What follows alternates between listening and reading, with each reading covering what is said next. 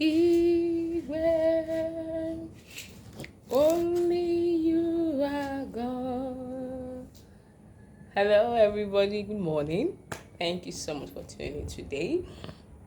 And today I have a word for you. Yes, I have a word for you.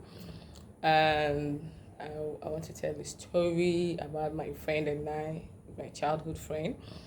So we got talking yesterday.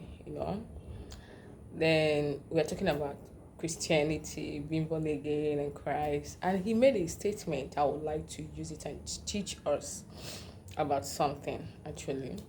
So we got talking about Christianity. Then he now said, "Being a Christian is not easy. I have tried that, and it's very difficult. That I would say." Then I now brought to his notice, to serve God is not by your power, and I'm telling you now, serving God is not by your power. You cannot do it. It's not just by mere determination. Yes, you use your mouth and determine it. Because the book of Joshua says, "Choose you this day whom you will serve. As for him and his family, they will serve the Lord." So when you say, "I will serve the Lord," is one thing. But for you to actually maintain it and actually serve God is another thing. That is where grace comes in. It is no longer you, but the grace of God that will help you, that will assist you, that will direct you to serve God. Now, what is grace? Grace is the gift of God given for our salvation. It's not by any, you did not merit it. Like, it's not that because you prayed, because you fasted, because you read the word of God, that's why you got grace. No. Grace is a free gift of God. Like, God gave it to us on his own.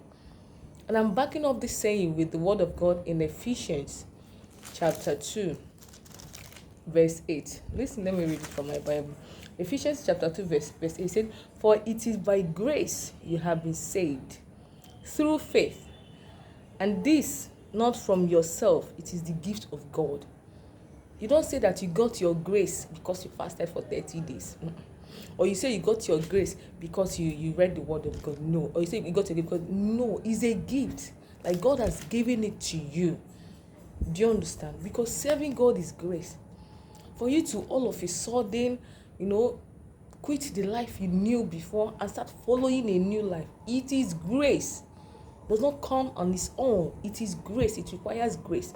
So if you think you will serve God by your own determination or by your own will fail you. That is one thing. See, your will, it will fail you. You see, that determination, it will wear off. But when you have grace, like consistently, daily, "God, I need your grace to live out today. I need your grace to scale through today. I need your grace to do this." Keep on seeking the grace of God. And how can you get this grace of God? Now listen, these are intertwined.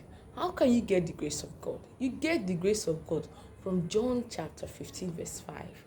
And what does he say?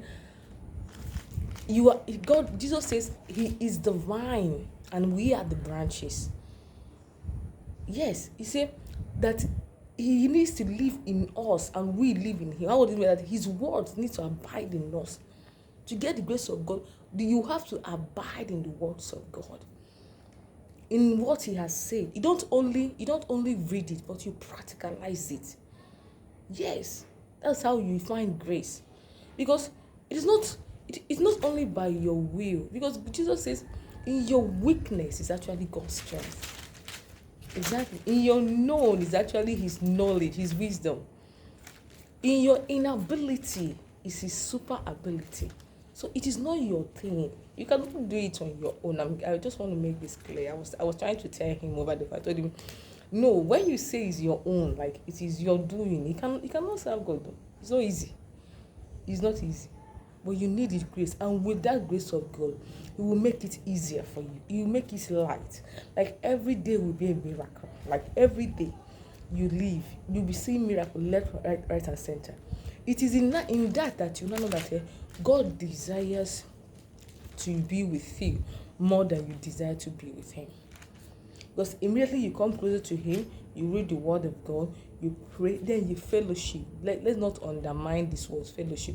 Fellowshipping with God is the highest. What do I mean by fellowship? You have a time set apart in the day where you meet him, where you come to him. Just like when you're dating someone, like, "Hey, can we hang out today?"